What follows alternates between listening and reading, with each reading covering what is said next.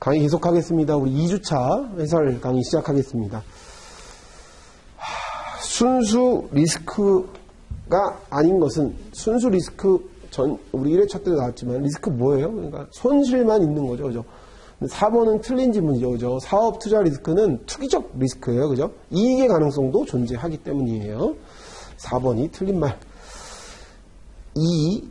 간접손해에 관한 설명으로 옳지 않은 것은, 간접손해는 뭐예요? 1차적으로 발생한 다음 추가적으로 발생된 손해예요. 연계돼서 결과적 손해라고도 말하죠. 화재로 인해서 주택에 불이 났는데 그로 인해서 뭐 다른 주택을 얻어야 되는 비용, 또 그 화재가 진화될 때까지 또는 뭐 잠깐 수리가 될 때까지 다른 공간에서 지내야 됐을 때 뭐 숙박료라든지 2차적으로 발생되는 손해, 그래서 결과적 손해라고도 말하죠. 그죠? 휴업손해, 휴차료와 같은 불가동 손해도 간접손해의 범위에 들어갑니다. 그리고 보통의 간접손해, 재산보험회사의 간접손해는 특별약관, 보통 특별약관으로 담보해요. 그죠? 2번, 감정적 손해는 그거하고 별로 관계없는 거예요. 그죠? 실제 손해 발생 여부와 관계 있는 게 아니고 주관적으로 느끼는 손해들을 감정적 손해라 그래요. 2번이 옳지 않은 지문이 됩니다. 도덕적 위험을 감소시키기 위하여 보험자가 활용할 수 있는 방법으로 틀린 것은, 도덕적 위험은 인위적으로 사고가 발생하는 거잖아요. 그죠? 그리고 도덕적 위험, 보험 사기, 우리 이렇게 이해하면 된단 말이에요. 보험자가 활용할 수 있는 방법, 공제조항, 그죠? 불안전 담보, 공동보험장 마찬가지예요. 돈 다 안 주겠다 이거예요. 그죠? 일정 부분 네가 부담해. 이것도 비율대로 부담. 언더라이팅 강화 마찬가지죠.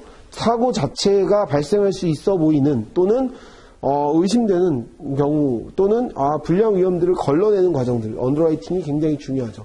강화시킨다는 건 그만큼 조건을 까다롭게 하고 사전에 걸을 수 있는 거 거르겠다는 얘기잖아요. 그죠? 2, 3, 4번은 다 활용할 수 있는 방법이고, 리인슈러, 보험사의 재보험, 보험자의, 이거는 원보험자가 할 수 있는 위험 관리예요. 리스크 관리지 뭐. 리스크를 관리하는 하나의 방법이죠. 재보험. 원보험자가 재보험을 통해서 리스크 관리할 수 있는 거니까 1번이 틀린 방법입니다.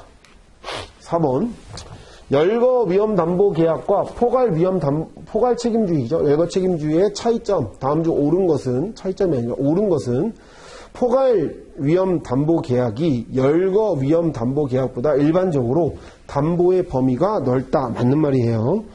포괄 위험 담보 계약에서는 보통 다른 보험 계약에서 담보된 위험이 중복적으로 가입될 여지가 있다. 맞는 말.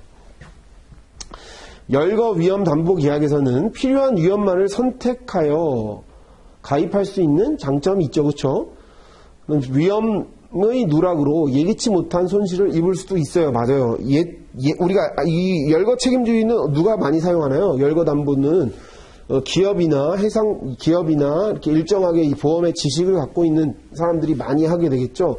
그때 이 열거 담보는 하나하나 위험을 선택해서 그 위험만을 담보하는 거니까 예기치 못한 손해가 생기면 담보하지 않은 위험으로 사고가 나면 보상하지 않으니까 예기치 못한 손해를 입을 수 있죠.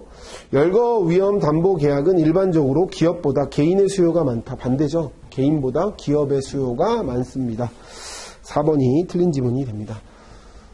5번, 보유의 장점으로 틀린 것은, 보유는 뭐예요? 내가 위험을 가지고 있는 거잖아요. 내 돈으로 리스크 관리한다는 거잖아요. 내 걸로 내가. 보험료의 지출이 감소하여 비용이 절감된다. 맞죠?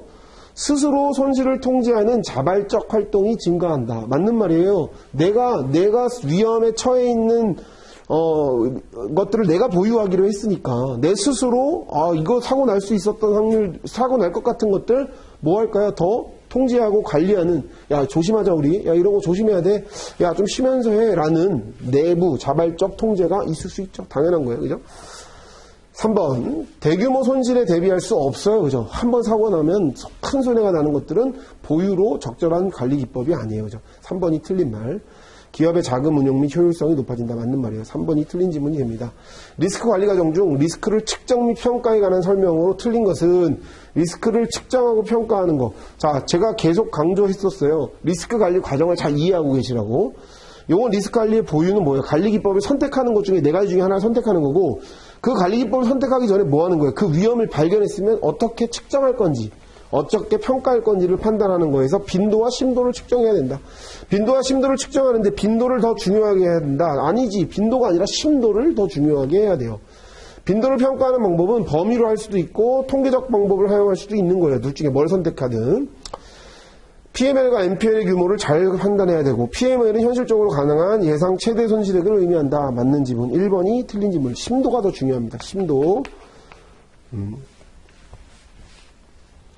손해의 발생 빈도는 높지 않으나 손해가 발생할 경우 그 크기가 매우 커서 경제 주체에게 큰 타격을 줄 수 있는 리스크의 경우 이를 관리하기 적합한 자, 보험. 제일 좋지. 이게 뭐예요? 전가기법이죠. 보험. 1번이 정답이죠. 이거 찾을 수 있죠. 그렇죠? 이거 보험이라고 제가 구체적으로 썼지만 사실 전가라는 말이 나오면 전가하면 돼요. 그죠? 전가의 방법에는 보험, 가장 계약상 전가도 있을 수 있죠. 뭐 해칭 이런 것도 있을 수 있는 거고요. 다 전가의 방법인 거고 가장 대표적인 전가의 방법이 보험이에요. 1번이 정답입니다. 자, 손실통제에 관한 설명으로 나머지과 다른 것은 건설 현장에서 근로자에게 안전수칙에 관한 교육을 실시, 안전교육을 말하는 거예요. 이건 뭐예요? 손실을 예방하기 위한 것. 연말 음주단속 강화, 손실 예방. 화재사고 시 손실을 최소화하기 위해 스프링클러 설치. 이건 뭐야? 사고가 발생했단 말이에요. 사고가 이미 발생했으니 어떻게 하겠다는 거예요? 손실을 감소시키기 위한 감소의 방법이지. 차이가 있죠. 그죠? 3번이 성격이 좀 다른 겁니다. 그죠? 배상책임 소송을 대비하여 철저하게 시설물 및 하자 보수를 하는 거.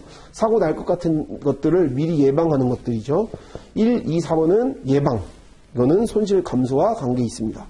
3번이 틀린 지문, 다른 지문이 됩니다. 9번, 다음 중 보험의 특성에 관한 설명으로 틀린 것은 보험은 어떻게 해석해요? 리스크의 전가, 그죠? 전가 당연히 일어나야 돼. 우연한 사고 당연하죠. 그리고 동질 다수의 리스크를 결합하는 거예요. 맞아요. 방관적 위험의 감소, 관계없는 거죠. 4번이 틀린 지문. 이런 거 틀리면 안 되지, 그죠? 이런 거 무조건 맞춰야 돼요.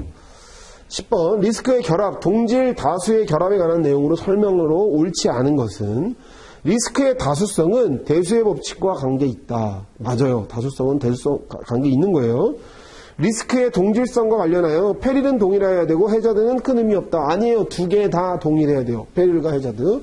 이거 문제 기본 강의 문제풀이 시간 때도 설명했던 내용들이죠. 동질성을 강조하여 리스크를 지나치게 세분화하여도 문제가 발생할 수 있다. 맞아요. 너무 세분화해도 다수성을 충족 못 시키는 문제가 생길 수 있다는 거죠. 이거에 대해서도 설명했었으니까 잘 정리해 놓으십시오. 다수성을 강조하여 리스크를 인수를 확대한 경우 평균 위험보다 나쁜 위험이 유입되겠지. 당연히. 왜? 리스크의 인수 범위를 넓혔다는 건 언더라이팅을 풀었다 많이, 그죠? 그럼 막 가입하는 거예요. 그건 뭐 다수성은 충족시킬 수 있지만 우리가 생각한 스탠다드한 위험보다 안 좋은 위험들이 들어와요. 그래서 운영이 어려워질 수 있다. 맞는 말이에요. 2번이 틀린 지문이 됩니다. 11번, 보험이 존재함으로 얻을 수 있는 사회적 경제적 효용, 순기능을 말하는 거예요. 투자 재원, 맞는 말. 순기능, 경제 주체의 심리적 안정감, 맞는 말. 도덕적 위험으로 인한 사회적 비용 증가는 보험이 갖고 있는 대표적인 역기능, 폐단이지, 폐단. 역기능. 이건 순기능이 아니에요. 그죠? 3번이 틀린 지문. 캡티브에 대한 설명으로 틀린 것은, 캡티브는 뭐예요? 자체 보험자. 내가 그냥 보험하겠다 이거잖아요. 그죠? 모기업뿐만 아니라 제3자의 리스크도 취급할 수 있는 경우 광의의 캡티브라고 한다. 맞아요. 캡티브는 실제 보험료에 대외 유출이 발생하지 않고 손실의 복구도 대내적으로 처리하는 특징이 있다. 맞아요. 내가 자체적으로 다 하는 거예요. 부보 불가능한 리스크를 담보할 수 있는 장점이 있어요. 맞죠? 재보험 가입이 용이하지. 재보험 가입이 어려운 건 틀린 지문입니다. 캡티브의 가장 큰 장점이 뭐예요? 재보험 가입이 가장 큰 장점이에요. 재보험이 가장 큰 장점인데 재보험 가입이 어렵다는 틀린 지문입니다. 13번, 대재해 채권에 관한 설명으로 틀린 것은, 대재해 채권은 뭐예요? 원래 보험으로는 대재해는 담보할 수 없잖아요. 이상 대재해, 대이변적이면 안 되잖아요. 부보 가능한 리스크에서 대재해는 아니잖아요. 그런데 이 대재해를 아주 교묘하게 대재해 채권을 통해서 대재해의 위험을 전가시키죠. 일반의 투자자들에게 아주 좋은, 많이 활용되고 시험에도 많이 출제됩니다. 대재해 채권은 투자자는 사전에 명시된 대재해가 발생하지 않으면 높은 이자와 원금을 회수한다. 높은 이자와 원금을 회수하는 게 맞죠. 그죠? 그런데 사고가 나면 원금과 이자에 손실이 생길 수도 있어요. 그 손실이 생긴 것들로 그럼 뭐 하는 거예요? 보험료로 주겠지. 대재해가 난 사람들에게. 재보험자들은 지급불능산대를 감소시켜 신용 능력을 높여준다. 맞는 말. 대재해 채권의 수익성을 예측하기 어려워 대재해의 발생 확률과 규모에 따른 적절한 가격 산정이 어렵다. 맞아요. 대재해 채권의 단점이지. 가격 산정하기가 쉽지가 않아요. 이거는. 대체적 ART의 대표적인 유형으로 항상 안정적인 자본 수익이 가능하다. 아니에요. 아까 얘기했잖아. 대재해가 발생하면 원금에 손실이 생길 수도 있는 게 대재해 채권이에요. 4번이 틀린 지문이 됩니다. 자, ART에 관한 설명으로 옳은 것은 조건부 차입, 돈 빌려오는 거예요. 일정한 조건으로. 특정한 손실이 발생하는 경우 금융기관으로 미리 정한 대출 조건으로 자금을 차입할 수 있도록 한 계약이다. 맞는 말. 1번이 맞는 지문입니다. 대재해 채권은 가격 산정이 쉽고 안정적인 수익이 발생하면 많이 사용된다. 안정적이지 않다 그래서 좀 전에, 그죠? 캡티브를 운영하는데 전문성이 요구되므로 보험시장의 건전성이 유지된다. 건전성을 저해시킬 수 있어요. 양질의 위험은 내가 그냥 가지고 있고 안 좋은 위험만 전가시키는 문제들, 재보험으로 넣을 수 있는 문제점이 생길 수 있잖아요. 그죠? 복합보험은 다양한 리스크를 담보하므로 단일 계약을 다수 체결하는 것보다 보험료가 항상 비싸다. 단일 계약을 다 체결하는 경우보다 무조건 비싼 건 아니에요. 아까 얘기했던 A가 B, C 위험, D의 위험까지도 있고 B, C, D, E, F까지 있는 보험이 있어요. 근데 이건 갑보험사고 이건 을보험사야. 근데 얘가 가입하고 싶은 건 이거 다 필요하거든요. 근데 이거 두 개를 다 하면 이게 중복되잖아요. 이렇게. 그로 인해서 보험료가 비싸질 수 있는데 그냥 A, B, C, D, E, F 다 드는 병보험사가 있다 그러면 이게 더 쌀 수 있다는 얘기예요. 항상 비싼 건 아니에요. 이거 단일로 비교하면 이게 더 비쌀 수 있겠지만 요거 두 개 가입하는 것보다 이거 하나가 더 쌀 수 있다는 얘기지. 4번도 틀린 지문. 결국 1번이 맞는 지문이 됩니다. ART 시험 문제 나오니까 꼭 종류별로 꼭 잘 정리하셔가지고 잘 이해해 두세요. 보험사기 특별법에 따라 보험사기 이득액에 따라 가중처벌에 관한 규정을 별도로 신설하였다. 설명으로 틀린 것은 이거는 뭐 그냥 갖다 넣는 건데요. 이거까지 외우고 공부하기에는 여러분들 너무 범위가 넓어지고 만약 이런 예상하지 못한 문제잖아요. 이거 찍어야지 뭐.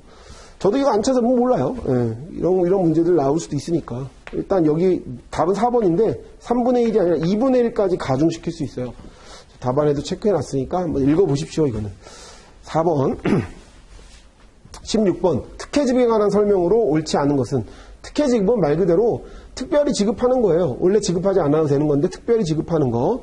특별히 지급하는 건 예외적으로 인정된다. 맞는 말이에요. 그죠? 특혜지급은 보험료에 영향을 미치지 않는다. 보험료에 영향을 미쳐요. 왜? 손해액으로 산정돼요. 그게. 손해액으로 산정되면 예기치 못한 것보다 더 많은 비용이 지출됐으니 지출된 결과 다음 연도에 보험료의 상승이 일어나겠지. 보험료에 영향을 미치지 않는다가 아니라 미치죠. 특혜 지급한 경우 보험자는 대의권을 행사할 수 없다. 네. 잔존물 대의를 포기하는 것은 특혜 지급이 아니다. 2번이 틀린 지문이 됩니다. 2번 체크해 놓으시고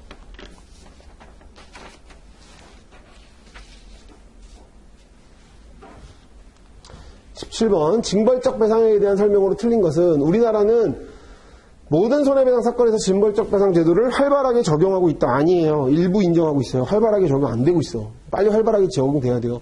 징벌적 배상액은 뭐예요? 징벌적 배상액 자체를 이해해야지 일반의 손해배상과 다르게 더 부가 가중시키는 거예요. 왜? 징벌적 의미로. 페널티. 누구에게? 안 좋게 기업활동 하다가 또는 이건 진짜 나쁘다. 이건 너 정말 나쁜 거다. 라면 일반의 손해배상과 별도로 과징하는 거예요. 징벌적 배상액을 통해 사회 전반적 법규 준수, 질서 의식이 높아지겠지. 당연히. 일반인에게 이와 유사한 사고를 일으키지 못하도록 하려는 의도가 있는 거예요. 맞아요. 중대한 과실에 대하여 부과한다. 맞는 말. 1번이 틀린 지문이에요. 우리나라는 아직 활발하게 적용되고 있지 않습니다. 18번 다음 중 바르게 연결되지 않은 것은 근원적 위험. 근원적 위험이 뭐예요? 모두에게 적용되는 거란 말이에요. 경기 변동, 대공황 모두에게 적용되죠. 그죠? 정태적 위험, 지진 큰 변화 없어요. 그죠? 순수 위험, 주택 화재 교통사고도 순수 위험이에요. 특정 위험은 개인에게 적용되는 거란 말이에요. 전체 근원적 위험하고 반대되는 개념이죠. 그죠? 특정 위험, 한 개인에게 주택 화재 이런 것들을 말하는데 천재지변은 근원적 위험이에요. 모두에게 적용되잖아요. 많은 다수에게. 4번이 틀린 지문이 됩니다. 다음 중 인과관계 이론에 관련하여 틀린 것은 인과관계 이론은 위험 보편의 원칙과 관계없다. 관계 매우 있죠. 인과관계 이론과 위험 보편의 원칙은 매우 관계 있는 거예요. 선행 원인이 비담보 위험일지라도 담보 위험을 담보하지만 선행 위험이 비담보 위험이고 수행 원인이 담보 위험으로 이루어진 경우에는 너무 열거 책임주의 이론으로는 면책되지만 이걸 폭넓게 보는 위험 보편의 원칙으로는 인과관계 이론상 매우 관계 있는 것이고 선행 원인이 비담보 위험이라도 보험자는 물어줘라. 이게 위험 보편의 원칙이죠. 1번 맞는 말이에요. 2, 3, 4번 다 맞는 말. 위험 보편의 원칙과 관계 없지 않죠. 매우 관계가 있습니다. 20번 과실 책임의 한배라는 설명으로 바르게 짝지어지지 않은 것 리스크의 인수, 자 피해자가 자발적으로 그 위험을 받아들였다 이거예요. 스스로 노출하는 등 그에 동의한 상태에서 피해를 입은 경우 손해를 배상할 책임이 없다. 맞는 말. 기여과실, 조성과실이라고도 하고 이건 뭐예요? 일정 부분 피해자의 과실이 있기만 하면 책임 없다 이건데 피해자와 가해자의 손해 발생에 일정 부분 기여했다면 과실 비율 따라 분배해야 된다는 원리. 이건 비교과실에 관한 설명이죠.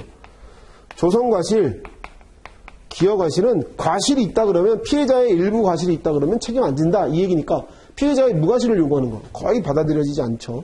2번이 틀린 지문. 비교과실은 과실 비율로 놓고 서로 자 교통사고 나면 몇 대 몇이니 뭐 못 받아들이니 막 싸우고 그러잖아요. 막 택시 아저씨들 막 손 멱살 잡고 과실 비율이 대립이 생길 수 있어요.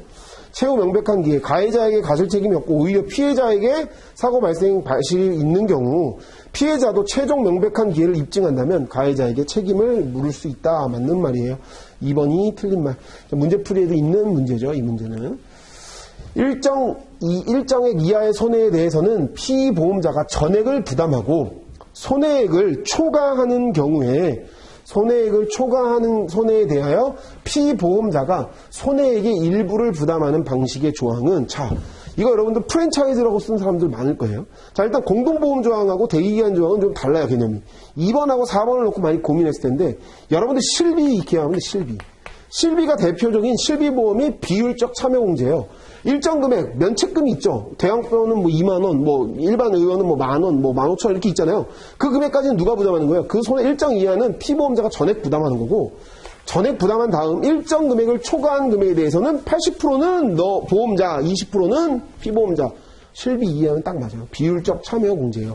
프랜차이즈 공제는 뭐예요? 보험자가 일정 손해가 넘어가면 돈 다 주는 거잖아요. 공제 없이. 부담하는 거니까. 손해가 초과한 경우에 피보험자가 일부를 부담하는 거니까. 보험자가 전액 지급하는 게 프랜차이즈 공제직이죠. 2번이 맞는 지문입니다. 자, 소멸식 공제에서 공제 한도가 100만 원이고 손실 조정 계수가 1.25일 때 손해액이 500인 경우 보험자가 보상하는 금액은 이건 기출문제. 이거 공식 적용해야죠. P는 페이먼트는 로스 마이너스 디덕터블 손실 조정 계수 1.25 이거 그대로 적용하면 돼요. 로스가 얼마? 아니 사고 발생 손해액이 500 마이너스 공제 100, 400에 1.25, 500. 페이먼트도 500. 보험자가 보상하는 금액은 500. 이거 풀 수 있죠? 공식 대입해가지고 풀면 간단한 문제. 과거 기출도 됐고 많이 상습적으로 출제되는 문제니까 꼭 잘 정리를 해놓으십시오. 보험자 대위에 관한 설명으로 틀린 것은 실손보상의 원칙과 관계 있죠. 그죠? 잔존물 대위의 경우 보험 목적물의 전부 멸실과 전부 지급이 되어야 해요. 맞는 말. 청구권 대위에서 보험자는 제3자에 갖는 권리의 보전을 위해 노력해야 된다. 보험자가 아니라 누가? 피보험자가 그 권리 보전에 위하여 노력을 해야 되는 거지 보험자가 해야 되는 건 아니에요. 그죠? 보험사고로 인해 경제적 이익을 얻는 경우 방지하기 위함이다. 맞는 말. 3번이 틀린 지문이 됩니다. 이거 기출됐던 문제야. 기출 문제예요. 보험계약자가 보험대리인에게 계약 당시 고지한 내용에 관하여 보험대리인이 그 사실이 중요하지 않다고 설명하고 보험 가입을 한 경우라면 보험자는 그 내용을 이유로 보험사고의 발생에 따른 보험금 지급을 거절할 수 없다. 이거 뭐예요? 금반원을 말하는 거죠. 금반원이 뭐예요? 보험자의 언행에 관한 신의칙이에요. 신의칙. 말한 거 지켜라 이거예요. 말한 거 지켜라. 보험자는 네가 그냥 함부로 하면 안 되겠지. 네가 말한 것들 지켜라. 금반원에 관한 내용들 이것도 많이 기출됐습니다. 그래서 잘 정리해 놓으시고 기출문제도 좀 풀어보십시오. 원칙 사유를 두고 있는 취지로 타당하지 않은 것은 재산보험에서 골동품, 서화, 기증품을 면책으로 하고 있어요. 근데 이걸 면책으로 하는 취지는 대세법칙을 적용 불가? 이거 아니에요. 1번 틀렸고 2번 자동차 보험에서 산재 면책 중복 담보를 배제하는 거예요. 맞아요. 전쟁 기타 별난은 대이변적이고 고의사고는 우연성 결여. 자, 재산보험에서 골동품, 서화, 기증품을 면책하고 있는 건 뭐예요? 가치평가가 애매해요. 이거 얼마인지 어떻게 알아? 주관적 가치가 너무 개입될 수 있어요.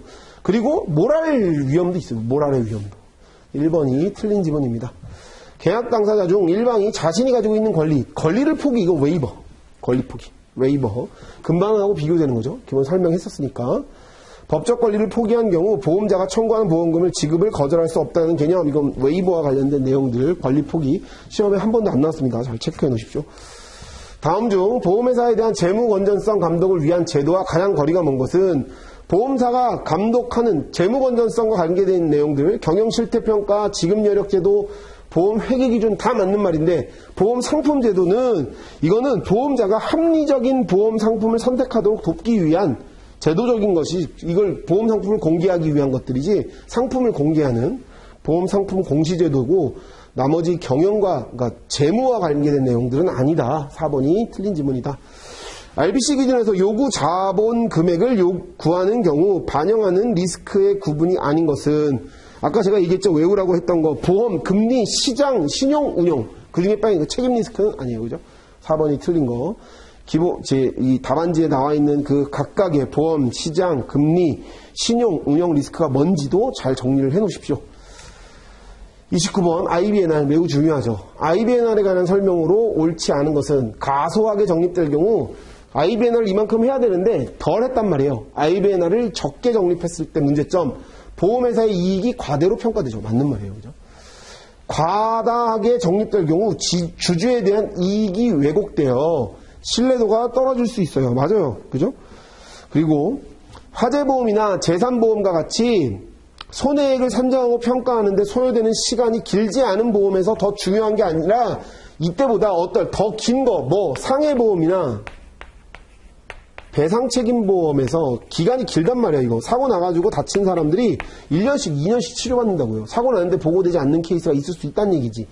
여기에서 더 중요합니다. 재산보험보다는 화재보험은 한번 생각해보세요. 화재 나면 그 다음날 소방서 추산 몇 억 피해가 났습니다. 금방 끝나요 그거.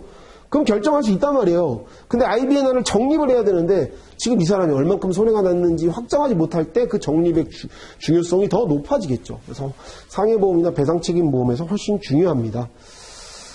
3번이 틀린 말.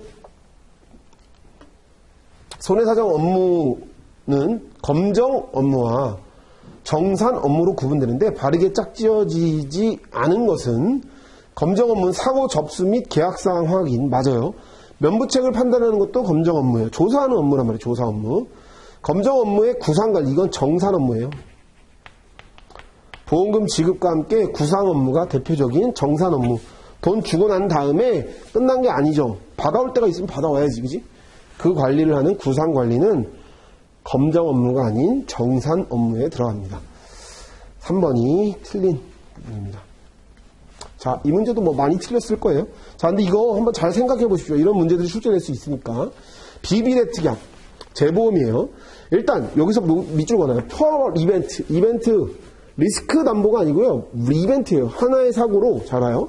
문제 보면, 사고 내용이 화재 사고로 A, B의 손해가 발생한 거예요. 어떤 손해인지는 모르지만, 리스크 A, 어떤 A의 위험으로 사고한 A의 위험도 이만큼 손해가 났고, 리스크 B, 이 리스크도 200만 달러의 손해가 발생한 거예요.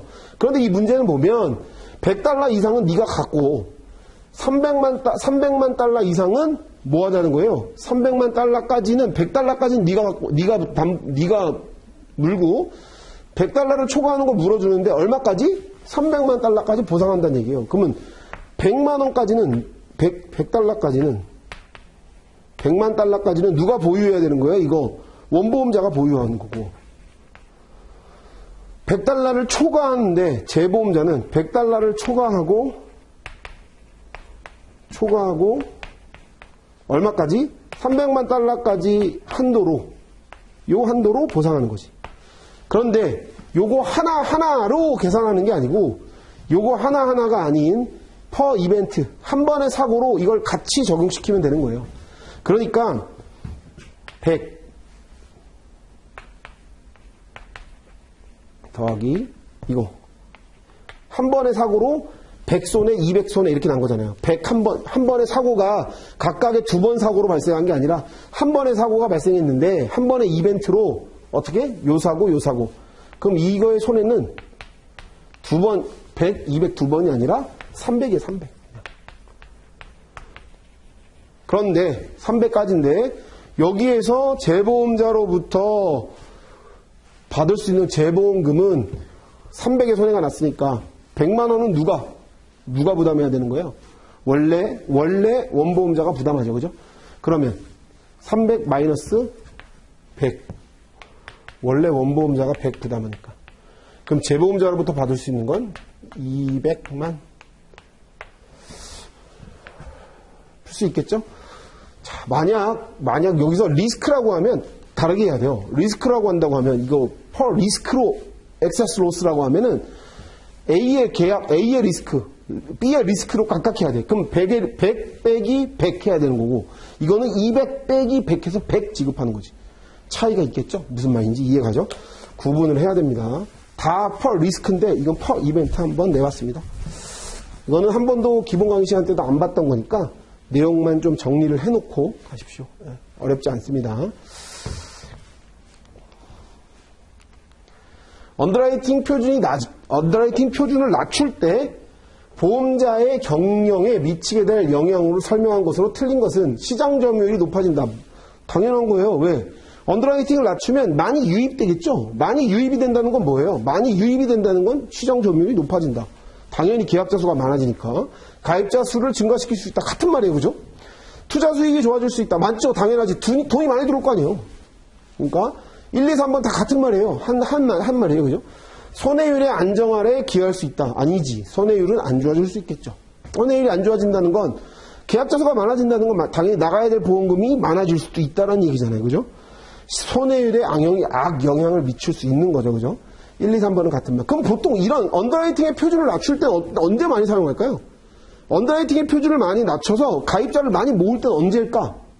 한번 생각해봐요. 아까 1회차 때 들으셨던 분들은 이해하실 1회차 때 설명했던 것 같은데 금리가 오를 때예요. 금리가 오를 때.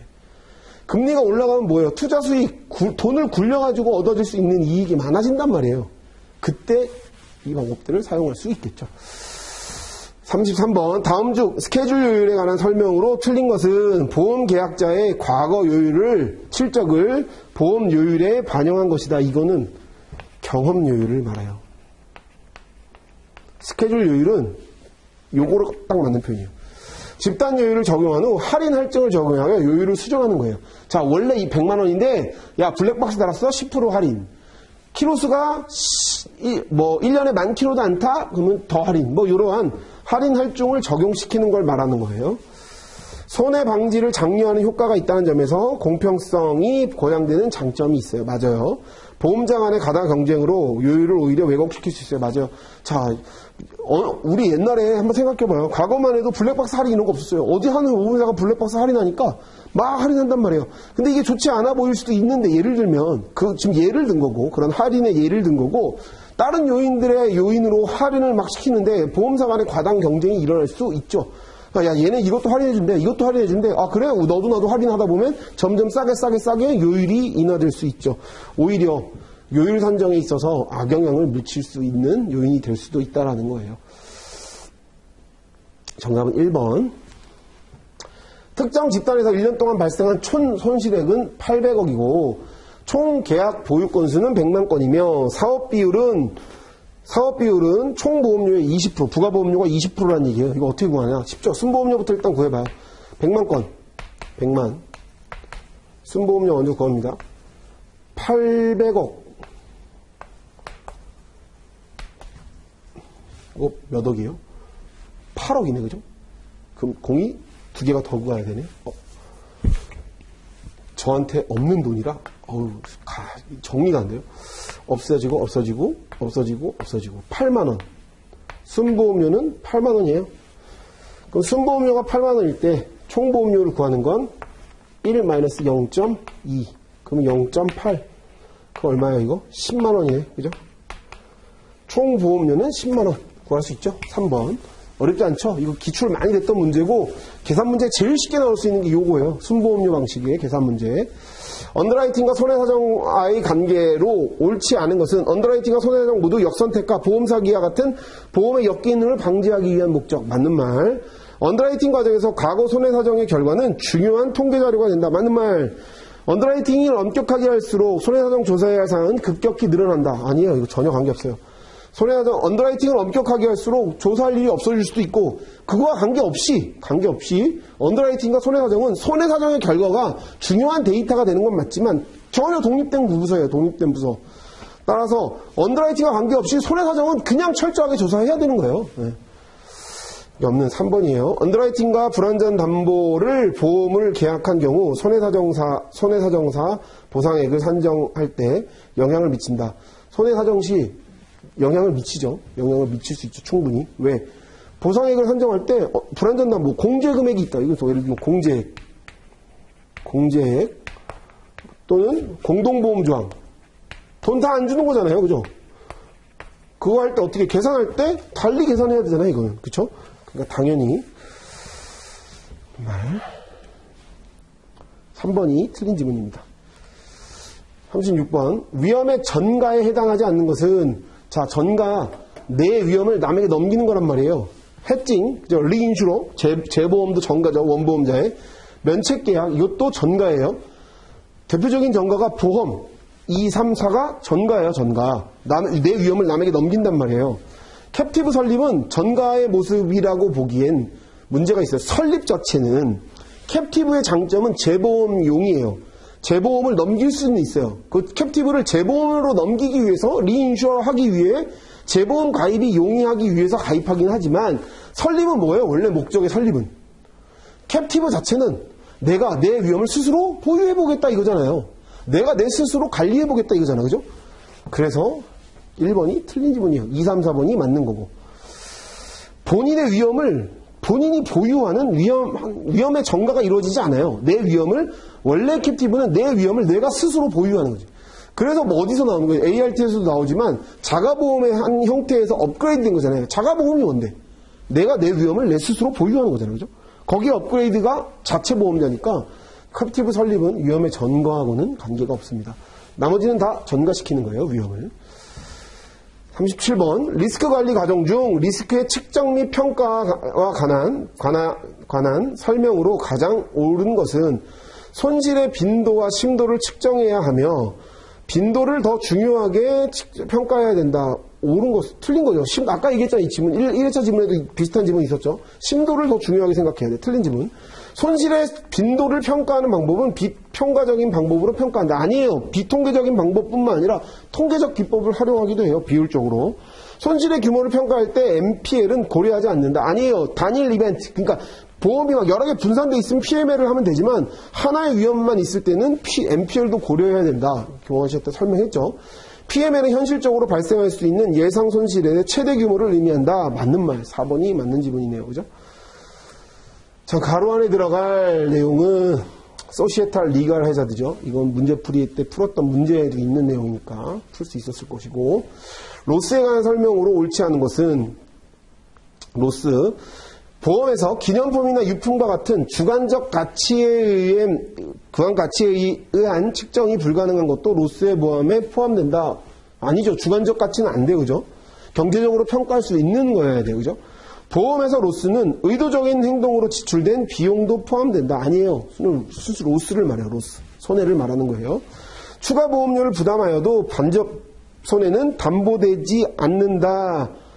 추가 보험료를 내도 부담하여도 간접 손해는 부담하지 않는다. 추가 손해를 부담하면 간접 손해는 원칙적으로 추가 보험료 간접손해는 어디서 부담하는 거예요? 특약으로 가입하는 거잖아요. 특약으로 가입한다는 건 보통보험 약관으로 간접손해 자체를 담보하지 않아요. 보통의 재산보험에서는 특약으로 가입을 담보함으로 그러니까 추가보험 담보하지 않는다는 맞는 질문이 아니죠. 그죠? 추가 보험료를 내야 특별약관은 보통보험 약관과 다르게 특별약관을 가입하니까 특별약관은 별도의 특별약관 보험료를 또 내겠죠. 그러니까 추가 보험료를 내면 간접손해는 담보할 수 있죠. 무슨 말인지 이해가죠? 4번 재산보험에서 특별약관이 없는 한 원칙적으로 1차적 손해만 담보한다. 이게 맞는 거지. 직접 손해만을 담보하죠. 그래서 재산보험에 특별약관이 있으면 특별약관을 가입해서 추가 보험료를 내고 특별약관을 가입하면 뭐도 되는 거예요? 간접손해도 담보할 수 있는 거죠. 4번이 정답이 됩니다. 이해가시죠? 무슨 말인지? 4번 마지막 문제. 보험 요율에 관한 설명으로 옳지 않은 것은 요율이나 위험 단위의 가격을 말한다. 맞는 말이에요. 순보험료는 예상 손실의 기대치를 말하며 부가보험료는 보험 영업에 필요한 비용을 말한다. 맞아요. 시장 경쟁으로 순보험료의 할인은 가능하나 아니네요. 그죠? 순보험료는 할인 불가, 부가보험료가 할인할 수 있어요. 그죠? 3번이 틀린 말. 이거는 문제 풀 때도 풀어왔던 문제죠. 그죠? 순보험료와 부가보험료의 합을 영업보험료 또는 총보험료라고 한다. 맞는 말이에요. 그죠? 2회차는 어때요? 1회차보다 점수가 더 잘 나왔습니까? 조금 더 쉬운 문제들이 있었나요? 물론 중간중간 제가 뭐 전혀 처음 보는 문제들, 생뚱맞은 문제들을 계속 1회차 때도 그렇고 2회차 때도 넣었는데 아까도 계속 얘기했지만 당황하지 마시고 아는 문제, 실수하지 않고 푸는 게 훨씬 더 중요합니다. 고생 많으셨습니다.